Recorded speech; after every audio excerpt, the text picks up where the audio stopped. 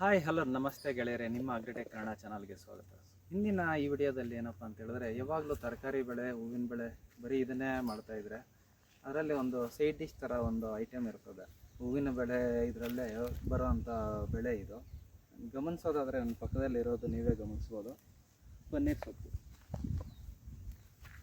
So paneer ಸೊಪ್ಪು ಅಂತ ಹೇಳಿದ ತಕ್ಷಣ ನೀವು ವಾಸನೆ ಬರ್ತಾಯಿತ್ತೋ ಇಲ್ಲ ನನಗಂತೂ ಗೊತ್ತಿಲ್ಲ, ಫೋನ್ ಒಳಗಡೆಯಿಂದ ಬರೋಲ್ಲ. ನನಗಂತೂ ಸ್ಮೆಲ್ಲು ಫ್ರಾಗ್ರೆನ್ಸು ತುಂಬ ಚೆನ್ನಾಗಿದೆ. ಇದಿಲ್ಲದೆ ದೊಡ್ಡ ದೊಡ್ಡ ಹೂವಿನ ಹಾರಗಳು, ದೇವ್ರಿಗೆ ಹಾಕುವಂಥ ಹೂವಿನ ಹಾರಗಳು ಕಂಪ್ಲೀಟ್ ಆಗೋದಿಲ್ಲ. ಯಾಕಪ್ಪ ಅಂತ ಹೇಳಿದ್ರೆ ಕಲರು ಅಷ್ಟೇ, ದೇವ್ರಿಗೆ ಅಷ್ಟೇ. ನಾವು ಆದರೂ ಸೆಂಟಿಗೆ ನೋಡ್ಕೊತೀರಿ, ದೇವ್ರಿಗೆ ಸೆಂಟ್ ಹೊಡೆಯಲ್ಲ ಅಂತ ಹೇಳ್ಬಿಟ್ಟು ನಾವು ದೇವ್ರಿಗೆ ಸೃಷ್ಟಿ ಮಾಡ್ಕೊಂಡಿರೋದು. ಇದನ್ನು ಪನ್ನೀರ್ ಸೊಪ್ಪನ್ನ ಸೃಷ್ಟಿ ಮಾಡ್ಕೊಂಡಿರೋದು. ಅದನ್ನು ಹಾಕಿದ್ರೇ ಒಂಥರ ದೇವ್ರ ಮನೆ ಆಗಲಿ ದೇವಸ್ಥಾನ ಆಗಲಿ ಗಮ್ ಅಂತ ಇರ್ತದೆ. ಸೊ ಇದು ಯಾವ ಫಂಕ್ಷನ್ಗಳೇ ಆಗಲಿ ಮತ್ತು ದೇವಸ್ಥಾನಗಳಲ್ಲೇ ಆಗಲಿ ಇದು ಇಲ್ದಿರ ಹಾರಗಳು ಫುಲ್ಫಿಲ್ ಆಗಲ್ಲ. ಅದೊಂದು ಹೇಳೋಕ್ಕೆ ಇಷ್ಟ ಆಯಿತು, ಹೇಳ್ತಾ ಇದ್ದೀನಿ. ಯಾರೇ ವಿಡಿಯೋ ಫಸ್ಟ್ ಟೈಮ್ ನೋಡ್ತಾ ಇದ್ದಾರೆ ನಮ್ಮ ಚಾನಲಲ್ಲಿ, ವಿಡಿಯೋ ಇಷ್ಟೋದ್ರೆ ದಯವಿಟ್ಟು ಚಾನಲ್ನ ಸಬ್ಸ್ಕ್ರೈಬ್ ಮಾಡ್ಕೊಳ್ಳಿ. ನಿಮಗೆ ಆಪ್ತರಿಗೆ ಎಲ್ಲರಿಗೂ ಶೇರ್ ಮಾಡ್ಕೊಳ್ರಿ. ಪಕ್ಕದಲ್ಲಿ ಒಂದು ಬೆಲ್ ಐಕನ್ ಇರ್ತದೆ, ಅದನ್ನು ಪ್ರೆಸ್ ಮಾಡಿದ್ರೆ ನಾನು ಮಾಡುವಂಥ ವಿಡಿಯೋಗಳು ನೋಟಿಫಿಕೇಷನ್ ಬರ್ತದೆ. ನಮ್ಮ ಜೊತೆ ಟಚ್ಚಲ್ಲಿ ಇರ್ಬೋದು ನೀವು. ಪನ್ನೀರ್ ಬೆಳೆ ಅಂತ ಹೇಳಿದ್ರೆ ಎಷ್ಟು ದಿನದ ಬೆಳೆ ಮತ್ತು ಯಾವ ರೀತಿ ಎಲ್ಲ ಬರ್ತದೆ ಅಂತೇಳ್ಬಿಟ್ಟು ಒಂದು ಚಿಕ್ಕದಾಗಿ ಮಾಹಿತಿ ತಗೊಂಡಿದ್ದೀನಿ ನಾನು ಅಷ್ಟೇ. ಇಲ್ಲಿ ಬಂದು ಆ್ಯಕ್ಚುಲಿ ಹಾರ್ವೆಸ್ಟಿಂಗ್ ನಡೀತಾ ಇತ್ತು, ಅವ್ರ ಹತ್ರ ಮಾಹಿತಿ ತಗೊಂಡಿರೋ ಮಾಹಿತಿನ ನಿಮ್ಗೆ ಹಾಕ್ತೀನಿ. ಇನ್ನು ಪನ್ನೀರ್ ಸೊಪ್ಪು ಫಸ್ಟು ಸಸಿ ವಿಚಾರಕ್ಕೆ ಬರೋಣ. ಸಸಿ ವಿಚಾರಕ್ಕೆ ಬಂದಾಗ ಒಂದು ಸಸಿ ಬೆಲೆ ಬಂದು ನಿಮಗೆ ಸುಮಾರು 6 ರಿಂದ 8 ರೂಪಾಯಿ ಬೆಲೆಯಲ್ಲಿ ಸಿಗುತ್ತೆ. 6 ರಿಂದ 8 ರೂಪಾಯಿ ಬೆಲೆಯಲ್ಲಿ ಸಿಗುತ್ತೆ ಅಂತ ಹೇಳಿದ್ರೆ ಡಿಮ್ಯಾಂಡ್ಗೆ ತಕ್ಕದಂಗೆ 1 ರೂಪಾಯಿ 2 ರೂಪಾಯಿ ವ್ಯತ್ಯಾಸದಲ್ಲಿ ಇರ್ತದೆ. ಅದಕ್ಕೆ 6 ರಿಂದ 8 ರೂಪಾಯಿ ಹೇಳ್ತಾ ಇದ್ದೀನಿ. ಇನ್ನು 1 ಎಕರೆಗೆ ಸರಿ ಸುಮಾರು ಅವರು ಹೇಳಿದ ಪ್ರಕಾರ ಒಂದು 1000 ರಿಂದ 1200-300 ಸಸಿ ಬೀಳುತ್ತಂತೆ. ಒಂದು ಸಸಿ ಬೆಲೆ ಗೊತ್ತಾಯಿತು, ಎಷ್ಟು ಸಸಿ ಅಂತ ಹೇಳ್ಬಿಟ್ಟು ಗೊತ್ತಾಯಿತು. ಇನ್ನು ಅಂತರದ ಬಗ್ಗೆ ಮಾತಾಡೋದಾದರೆ ನೀವು ಸಾಲಿಂದ ಸಾಲಿಗೆ ಇಲ್ಲಿ ಗಮನಿಸಿ, ಈ ಫಾರ್ಮಲ್ಲಿ ಇರೋದು 6 ಅಡಿ ಅಂತರ ಇದೆ. ಸಾಲಿಂದ ಸಾಲಿಗೆ 6 ಅಡಿ ಅಂತರ ಇದೆ. ಇನ್ನು ಸಸಿಯಿಂದ ಸಸಿ ಅಂತರ ಎಷ್ಟು ಇರಬೇಕಪ್ಪ ಅಂತ ಹೇಳಿದ್ರೆ 3 ಅಡಿ 3.5 ಅಡಿ ಅಂತರ ಇರಬೇಕು ಸ್ನೇಹಿತರೆ. ನೀವು ಇದು ನೋಡ್ತಾ ಇರೋ ಒಂದು ಒಟ್ಟಾರೆ ಒಂದು ವಿಸ್ತೀರ್ಣ ತಗೊಳ್ಳೋದಾದರೆ ಇದು ಒಂದು 10 ಗುಂಟೆ ಅಷ್ಟು ಬರ್ಬೋದು ಲ್ಯಾಂಡು. 10 ಗುಂಟೆಗೆ ಬಂದು ಈಗ ಹಾರ್ವೆಸ್ಟಿಂಗ್ ನಡೀತಾ ಇದೆ. ಇದು ಹಾರ್ವೆಸ್ಟಿಂಗು ಬಂದು ಎಷ್ಟು ಅವರು ಅಂತ ಹೇಳಿದ್ರೆ ರಿಕ್ವೈರ್ಮೆಂಟ್ ಇದ್ದಂಗೆಲ್ಲ ಸ್ವಲ್ಪ ಒಂದು 2 ಲೈನು ಹಾರ್ವೆಸ್ಟ್ ಮಾಡ್ಕೊತಾ ಹೋಗ್ತಾ ಇರ್ತಾರೆ. ಇವತ್ತು ಏನಪ್ಪ ಅಂತ ಹೇಳಿದ್ರೆ ಕಡೆ ದಿನ ಹಾರ್ವೆಸ್ಟಿಂಗ್ ನಡೀತಾ ಇದೆ ಇಲ್ಲಿ. ಸೊ ಹಾರ್ವೆಸ್ಟಿಂಗ್ದು ವಿಡಿಯೋ ಕ್ಲಿಪ್ಪು ಲಾಸ್ಟಲ್ಲಿ ಹಾಕಿರ್ತೀನಿ, ಇಷ್ಟ ಇದ್ದವು ಅದನ್ನು ಗಮನಿಸ್ರಿ. ಆಮೇಲೆ ಇನ್ನೇನಪ್ಪ ಅಂತ ಹೇಳಿದ್ರೆ ಸಾಲಿಂದ ಸಾಲಿಗೆ ಆಯಿತು, ಮತ್ತು ಸಸಿಯಿಂದ ಸಸಿಗೆ ಅಂತರ ಆಯಿತು. ಇನ್ನು ಇದಕ್ಕೆ ಯಾವುದೇ ರೀತಿಯಾದ ಅಷ್ಟೊಂದು ಹೆವಿಯಾದ ಮೂಟೆ ಗೊಬ್ಬರಗಳು ಅವಶ್ಯಕತೆ ಇಲ್ಲ. ನೆಲದ ತಯಾರಿ ಮಾಡುವಾಗಲೂ ಸ್ವಲ್ಪ ಕೊಟ್ಟಿಗೆ ಗೊಬ್ಬರ ಎಲ್ಲ ಚೆನ್ನಾಗಿ ಕೊಟ್ಟು ಮಾಡಿದ್ದೆ ಆದರೆ ತುಂಬ ಚೆನ್ನಾಗಿ ಹೆಲ್ತಿಯಾಗಿ ಗಿಡ ಬರ್ತದೆ. ಮತ್ತು ಇನ್ನೊಂದು ಬೆಡ್ಡು ಮಾಡೋದು ಉತ್ತಮ ಸ್ನೇಹಿತರೆ. ಯಾಕಪ್ಪ ಅಂತ ಹೇಳಿದ್ರೆ ಇದು ಮಳೆಗೆ ತಡೆಯೋದಿಲ್ಲ. ಯಾಕಪ್ಪ ಈ ಮಾತು ಹೇಳ್ತಾ ಇದ್ದೀನಿ ಅಂತ ಹೇಳಿದ್ರೆ, ನೀವು ಗಮನಿಸೋದಾದರೆ ಇದ್ರ ಒಳಗಡೆ ಬಂದು ಒಂದು ಸ್ವಲ್ಪ ಟುಳ್ಳು ಥರ ಇರ್ತದೆ. ಬೇಗನೆ ಮಳೆ ತಾವಕ್ಕೆ ಏನಾಗುತ್ತೆ, ಒಂಥರ ಹಳದಿ ಬಣ್ಣ ಬಂದು ಗಿಡ ಎಲ್ಲ ಹಾಳಾಗುವಂಥ ಚಾನ್ಸಸ್ ಇರ್ತದೆ. ಅದಕ್ಕೆ ಬೆಡ್ ಹೈಟಾಗಿ ಬೆಡ್ ಮಾಡಿ ನೀರೆಲ್ಲ ಸರಾಗವಾಗಿ ಹೊರಗಡೆ ಹರಿದೋಗೋ ಥರ ಮಾಡಿಕೊಂಡ್ರೆ ಉತ್ತಮ ಸ್ನೇಹಿತರೆ. ಮತ್ತು ಹಾರ್ವೆಸ್ಟಿಂಗು ಸ್ಟಾರ್ಟಿಂಗಲ್ಲಿ ನಾವು ನಾಟಿ ಮಾಡಿದಾಗ ಒಂದು ಸ್ವಲ್ಪ ಟೈಮ್ ತಗೊಳುತ್ತೆ ಅಷ್ಟೇ. ಒಂದು ಸರ್ತಿ ಹಾರ್ವೆಸ್ಟಿಂಗ್ ಸ್ಟಾರ್ಟ್ ಆಯಿತು ಅಂತ ಹೇಳಿದ್ರೆ ಪ್ರತಿಯೊಂದು ನಿಮಗೆ ಅಂದರೆ ನೀವು ಯಾವ ರೀತಿ ಎಲ್ಲ ತೆಗಿತೀರೋ ಆ ರೀತಿ ಎಲ್ಲ ಬರ್ತದೆ. ನೀವು ಜಾಸ್ತಿ ಡೀಪಾಗಿ ಚಿಗುರವರೆಗೂ ನೀಟಾಗಿ ಕಿತ್ಬಿಟ್ರೆ ಒಂದು ಸ್ವಲ್ಪ 30 ಡೇಸ್ ಮೇಲೆ ತಗೊಳ್ತದೆ. ಇಲ್ಲ ಅಂತ ಹೇಳಿದ್ರೆ ನಿಮ್ಗೆ ಒಂದು 20 to 30 ಡೇಸ್ ಒಳಗಡೆ ಹಾರ್ವೆಸ್ಟಿಂಗ್ ಅನ್ನೋದು ಸ್ಟಾರ್ಟ್ ಆಗುತ್ತೆ.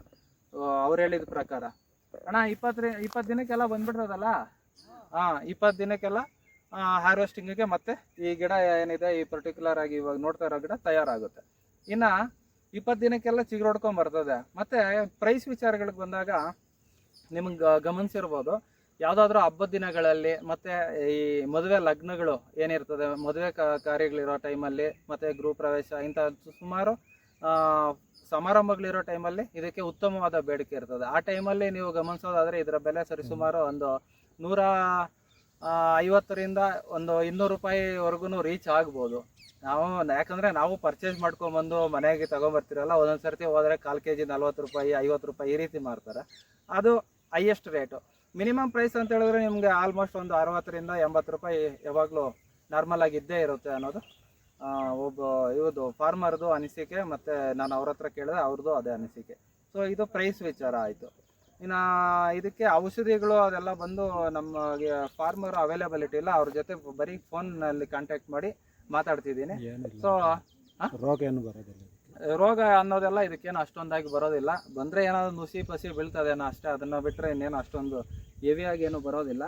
ಕ್ವಾಲಿಟಿ ಎಲ್ಲ ಬಂದು ವಿಡಿಯೋದಲ್ಲಿ ಲಾಸ್ಟಲ್ಲಿ ಹಾರ್ವೆಸ್ಟಿಂಗ್ದು ಹಾಕಿರ್ತೀನಿ, ಕ್ವಾಲಿಟಿ ಎಲ್ಲ ನೀವು ಗಮನಿಸ್ಬೋದು ಯಾವ ರೀತಿ ಇದೆ.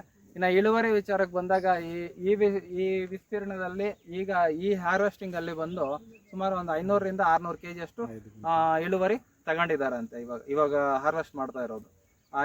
ಈಗ ನಾನು 10 ಗುಂಟೆ ಲೆಕ್ಕಾಚಾರ ಹೇಳ್ತಾ ಇದ್ದೀನಿ, 1/4 ಎಕರೆ.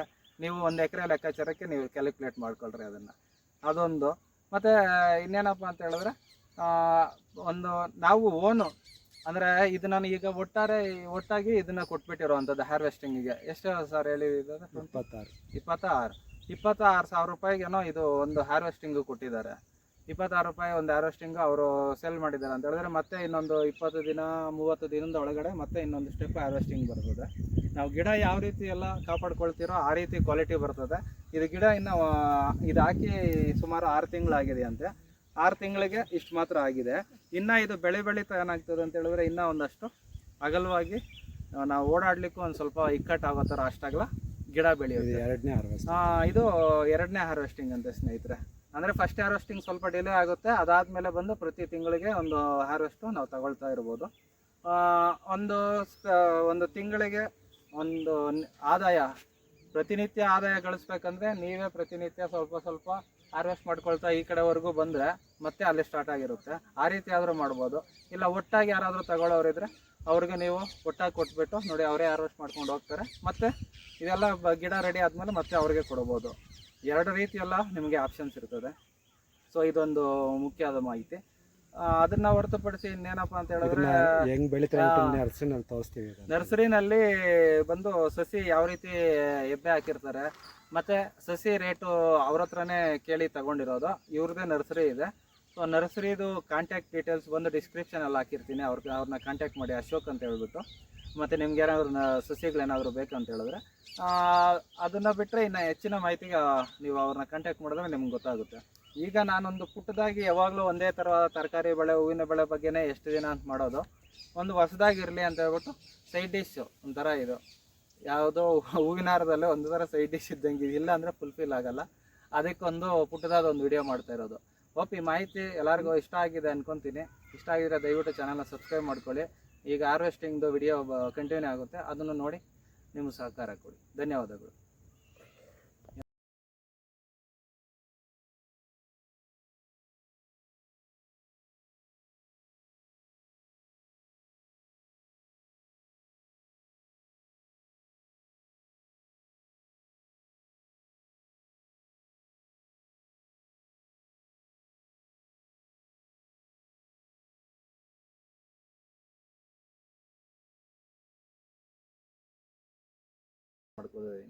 ಇನ್ನು ಸಸಿಗಳ ವಿಚಾರಕ್ಕೆ ಬಂದಾಗ ಈ ನರ್ಸರಿ ನೇಮ್ ಎಲ್ಲ ಏನೂ ಇಲ್ಲ.